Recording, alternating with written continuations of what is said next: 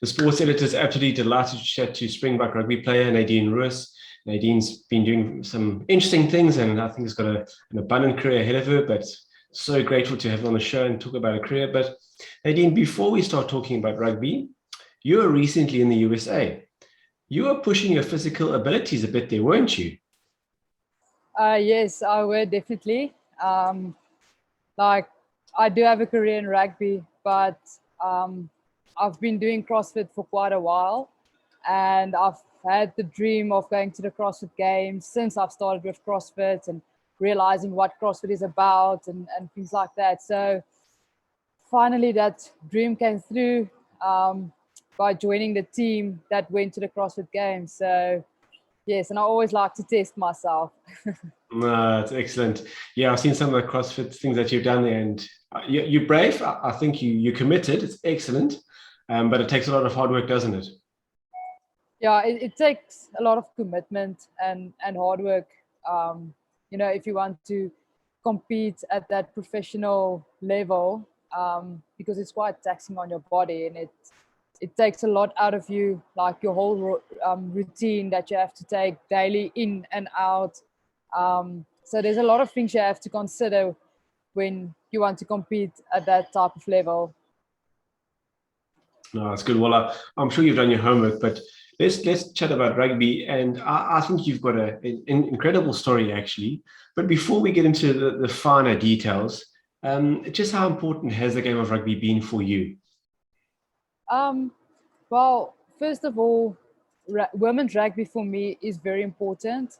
When I started with rugby, there wasn't a lot of money invested in women's rugby. And recently, so I started at the University of Pretoria. That time, like, the sponsorship the women's side had wasn't that much invested into them, and now they kind of get a lot of investment. Like, a stupid joke we made on last night is that the ball bag wasn't full, like, and half of the bags, or like half of the bag, like, there was 3 to 4 balls into the Sure. in the bag when I started, and some of them were flat, and now the ball bag is full. So it just shows you, like, there is investment in women's rugby. There's a little bit of growth into women's rugby. So I think for me that's the important part of um, being part of that generation. You know, setting the example for the younger generation and leaving a better place for them when they come into the system. No, it's excellent. Well, yeah, it's difficult to maybe set the tone or set the standard, but once you've done it, it's easier for people to follow the trend, if that makes any sense. So, yeah, it's hard work, but I think you're on the right track and you've got the right approach, because you want to do well and you want, like you said, other people around you to do well as well. So it's very good to see. But Yeah. hmm, Like, for me, I'm someone, like, I like to set the example for people. So I think by that way I'll set the standards, by being the example. So, like, they always say, practice what you preach. So for me, if I want to tell someone, like, listen, this is the standard in the Springbok system, I can't just speak but not show the, like, being the example. So for me, that's the big thing, is like being the example for, new people coming into the system. Show them how things work around. This is how professional athletes should behave, and yeah, like, just the small things. no, it's good, Nadine. Yeah, well, that's why I think so many people look up to sports people, because they are an inspiration. So, yeah, you just keep doing what you do. It's good to see. Really, really good. Thank you. But I want to touch a little bit at home, if you don't mind. Just doing some homework on you as well. The title "Fight for the Fatherless" came up. Would you be happy to Yes. discuss a little bit more about that? Because I think it's something that we often don't always consider. We see professional people playing sport, and they've got it together. They've got this lovely life, and it's not always the story. And Yeah. we don't need to go into the finer details, but yeah, what was your inspiration behind that? So it's actually weird how it like came to me. I was actually studying the evening, and this guy sent me a message on Facebook and asked me, would I want to tell my story on fighting for the fatherless. And I actually went and looked at the page and saw what it's about. And like, I think my story touches people's lives.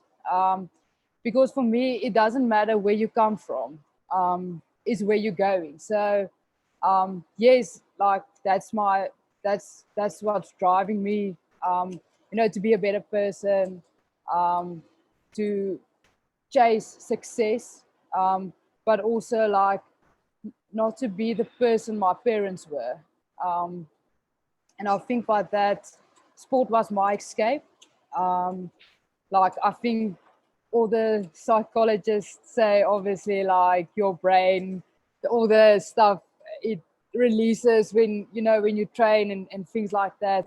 I think obviously that was my escape from, you know like going through the trauma I had and stuff. But also, like, when I realized, okay, I'm gonna have to tell my story, I'm gonna have to, dig deep into the story for people to actually realize, how hard I've worked to become the person I am today and where I am today. Um, and obviously, everything is through God's grace. Mm. There wasn't a day that He wasn't there for me, that He didn't help me, through a difficult day or like the tough times. Um, but that's the thing, like, it's the tough times that makes you a strong person, and even a stronger athlete as well. So when I became part of that campaign, I just wanted to tell my story for people, like, not to be down in the dumps, but to realize, like, listen, your circumstances doesn't um, create you. It actually empowers you to, like, rise above those circumstances. Excellent. And I really like what you're saying, because I've been following a chap on social media as well, talking about something that's very similar. Like, life is full of challenges. Life's guaranteed to be a challenge. And yes, I know you've had a really tough one, but it's amazing how you've actually used it to your advantage. A lot of people just back away and say, oh, life is tough. Yes, life is tough, but you've pushed through. And I think you're a fantastic example, Nadine. Well done. That's really, really great to see what you've done there. Excellent. Yeah. But then I think it's also been nice, and I think you touched on it a little bit. Rugby's then been a nice way for you to sort of channel your drive and ambition, because I think you've always felt you can do something, but rugby's just almost come at the right time for you to drive your ambition. I think for me, like, even when I was younger, I was very, like, I was a sport fanatic. So I participated in every sporting code in school. So in primary school, like, I was kind of all over the show, like athletics, um, cricket, hockey, netball, swim, tennis, like all of those, cross country. And in primary school, it was very easy, for my grandmother as well, like financially. But then when I got to the high school, like, I had to choose, because when you get to high school, obviously you go on tours, you have to pay for your tours and things like that. So it became very expensive. So for me, I always did participate in sports, and then, like, also, like, when the CrossFit came over my path, and like when I started doing it, I enjoyed it. The same with the rugby as well, like rugby. But obviously, grew up on the farm, played with the boys, getting to know what, like, just all types of sport. Um, and I think that also played a big role, in knowing the game of rugby and to become part of it. And then obviously, like, when I get to the university, I started playing rugby there, and it was just the like, for me, God closed one door, but it opened another door. So I always had the dream for going to the Olympics in athletics, but like, that wasn't the dream God planned for me. So I think He opened the rugby door, and I've put a lot of energy and passion and love into rugby, and at the end of the day, like it paid off. So, and like I still have big dreams in rugby. So yeah, hopefully that will also pay off. No, I'm sure it will, Nadine. That's great. And you touched on university, and if I'm not mistaken, you were at Tix. And how was your time there? Because you represented the Sevens side there as well, didn't you? Yeah. So it was quite difficult when I started being part of the Springboks system in 2016. So it was like when we had training camp, I had to go for 2 weeks away from the university, and then obviously go on tour. And then when I got back, it's about 2 to 2.5 weeks that I was on campus, going to classes, um, catching up on tests. Sometimes I had to like write my semester test or like exams in the lecturers' offices. So yeah, that was quite stressful, but it was also like just a good time. Like again, just hard work and dedication that pulled me through in that time. So again, like just finding that balance between sports and academics, and like if you're a driven person and dedicated, to reach your goals that you set out, if it's academically or in your sport environment, I'm sure that's reachable, because for me it was, and I had to find that balance. So, and also like just to deal out the stress as well, because it can become quite taxing, when you're on tour and you want to do sightseeing, but I have to study for a test, because when I get back in South Africa, I have a test to write and I have to pass the test because I'm on a bursary. So that's also like just like more stress on you. But yeah, luckily I got to pull that one also off. But also with a lot of support, like your support system is very important. You need to know where you can go and to who you can go if you need that support. No, that's great, Nadine. Well, it's awesome to see that you've handled everything that life's thrown at you and you've come out on top, I'd say. So that's really, really good. But I think to achieve what you have so far, you're quite an internally motivated person, aren't you? Yes, I am. Like I don't need that external drive to get me where I am. I think internally, if I set my mind to it, I'll chase it. I also kind of use the picture of a pit bull, chasing chasing someone. So yeah, like a pit bull on a leash. If you take that pit bull off the leash, they will chase. So yeah, for me, like just giving you an idea of how I think and how that internal drive for me is. And yeah, for me that's very important. Yeah. And also I believe like I have a talent, so why not go for it? So yeah. No, that's excellent, Nadine. And look, Rugby Sevens has been your platform for a number of years. And you mentioned that you worked hard, and it's been like a nice sort of step for you. So started playing rugby at school, then university sevens, and then obviously mixed in there with the Springbok sevens as well. But it must have taken a lot of time to actually get where you are now. Like what I mean is working on your skills as well, being fit. How much time did it actually take you to get to where you are now? Well, Ryan, it took me, when I started in 2016 at the Springboks, like I was very raw talent, like I was all over the Okay. place. And but I remember when I got into the seven system, Lorinda Brown was the captain that time.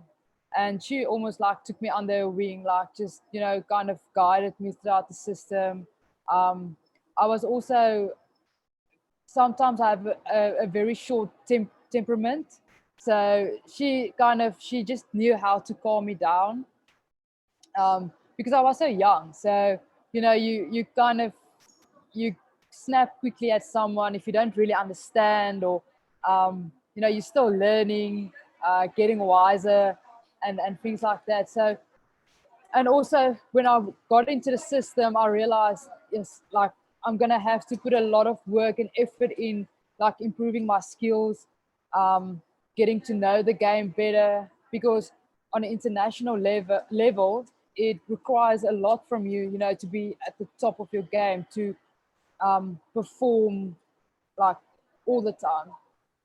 And I think in 2018, I think that year was at my peak year. But also I played a lot. So I played for Turks, I played for the Sevens, the Springboks. So I think that year was about the time that I, like, you know, everything started to become naturally for me. And like my performance was like top, but also like with a lot of guidance from experienced players in the squad, you know, people helping me, supporting me when I wanted to put in the extra work, that 1%. And I think since 2018, um, like my game just improved. So, and then obviously each year you set a goal because you never stop working for that 1%. So, even though I think I'm at the top of my game now, there might still be some work to do. And like that's that 1% you strive for as an athlete. So yeah, it took me about 2 to 3 years, you know, to be where I am today, but it's going to take me another 2 to 3 years to be next level. Like you never stop, you're never at the top. Like there's consistently work you need to put in. That's excellent. So you said that you have a bit of a short temper. Is that why they put you at scrum half? No, I don't. I'm teasing you, I did.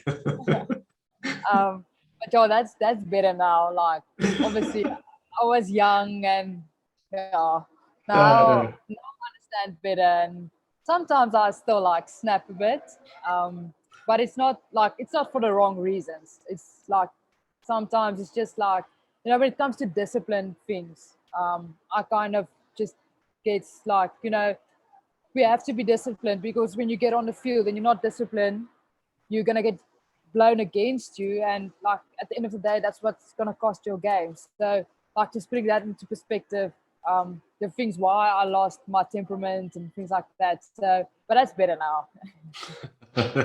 No, I'll just give you a hard time, but yeah, no, it's really, I like your story. It's really good, Nadine, to see how you've got goals and you've kept working hard and you know where you want to go. So no, that's brilliant. And I guess it's fair to say as well that progress is important in your eyes, whether it be in the game of rugby, for women's rugby, as a nation, personally. Progress is something that's very important to you, isn't it? Yeah, like I think if there's no progress in your life as a person or as an athlete, then you're stagnating. Mm.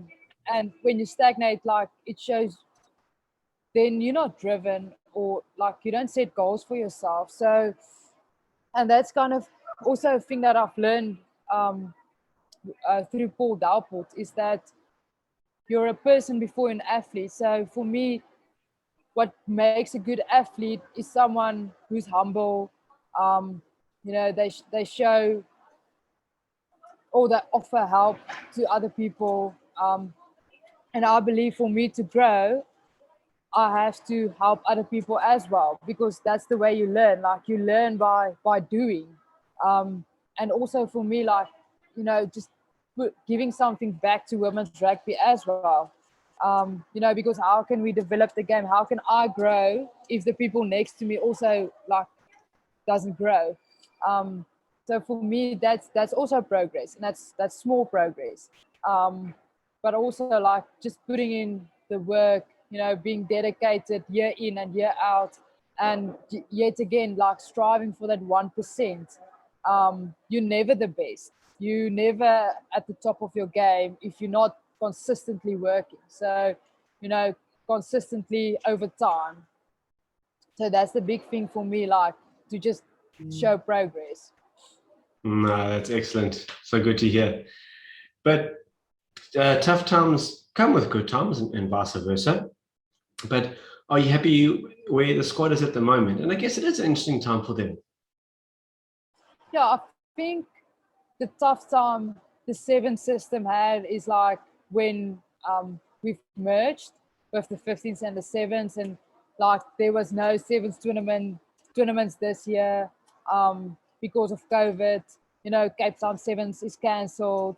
So that's a tough time with the Sevens, and like we've like not lost, but our system just wasn't there. It wasn't existing. Like, and then you realize, when you lose something, how important it actually was, and then it's always late.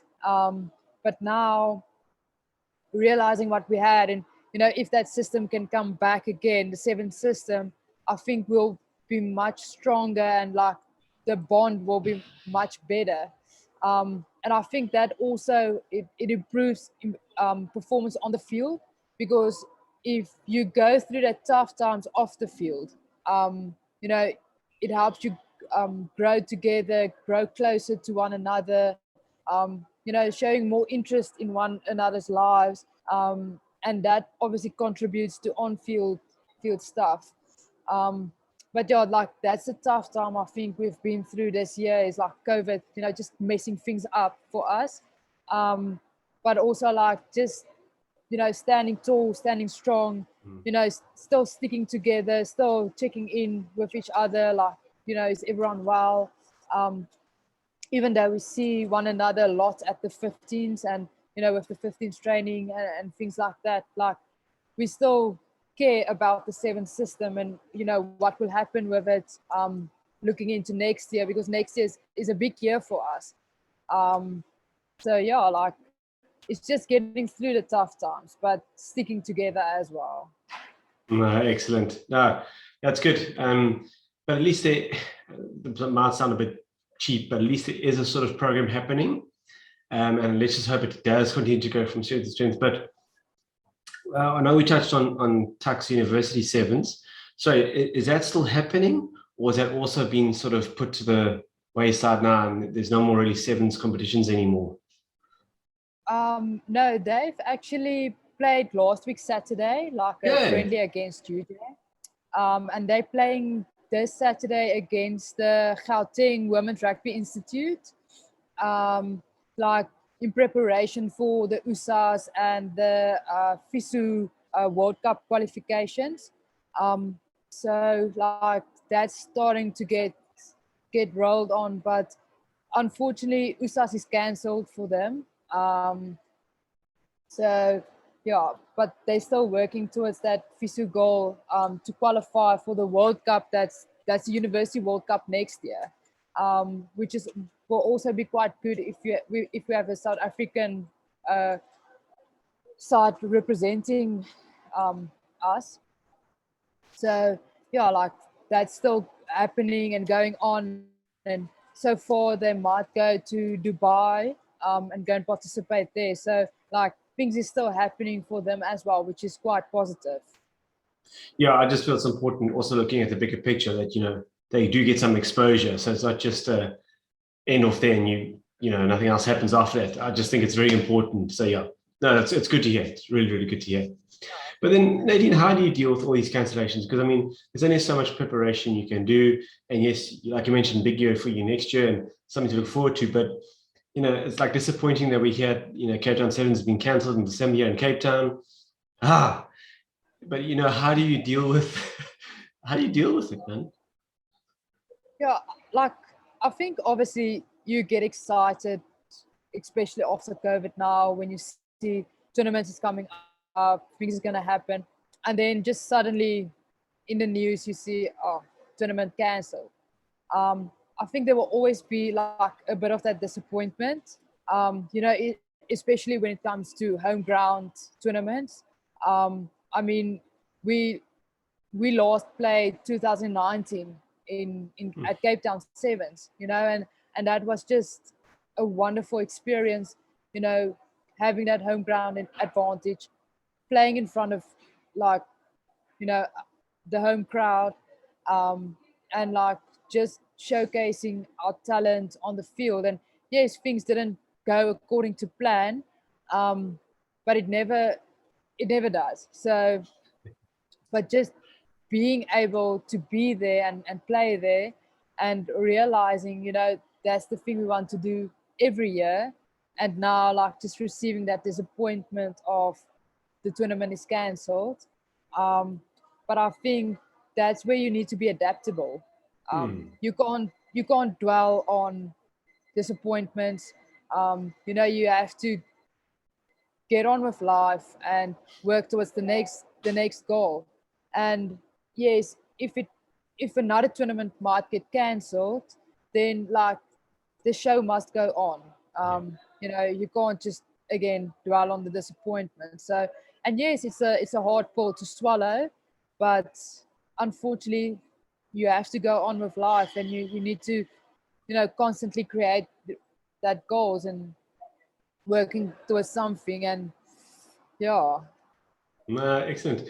Well, Nadine, you've mentioned goals a few times, and as we sort of draw towards an end, would you be happy to share with us maybe one goal that you have lined up, something that you're aiming for in the near future? So next year is a big year for women's rugby. It's Commonwealth Games for the sevens. It's World Cup sevens. It's World Cup 15s. It's the series qualifiers for the women's systems or the women's sevens to get back onto the World Series. And like the sevens have been working very hard to get back onto the World Series and be a consistent team on there. So for me, first of all, like I would really want to be part of that team, getting the ladies back onto the World Series. I would love to participate a second time in the Commonwealth Games and just improve on our position from 2018. I would really enjoy also competing again at the Sevens World Cup and improving from our position there, being part of that team. And then I would really love to make my debut at the 15th World Cup. Like that's also it's a world stage of competing or playing against the best athletes in the world, and that's where I want to play against those players and teams. Well, there we go, Nadine. And if you've got it in your heart, it's meant to be there for a reason. So let's keep pushing through, and I'm sure it'll happen in good time. It's exciting times, I think. Yeah, no, definitely. If COVID doesn't come and mess things around again. Literally take it day by day. I'm telling you. Yeah. Anyway. Yeah, it's all we have to do. Yeah. Nadine, been an absolute pleasure. Thank you so much for your time. It's great to hear your story. Yeah, man, and really holding thumbs for you guys and for you personally. Keep doing all the great work that you're doing. Yeah, let's be positive about next year. Thanks, Ron, for hosting me on the Sports Editor. I really enjoyed it, and like it's always good to share the story and just setting the example. Awesome. Nadine, thank you so much for your time. Thank you. Enjoy your day. You too. Thank you.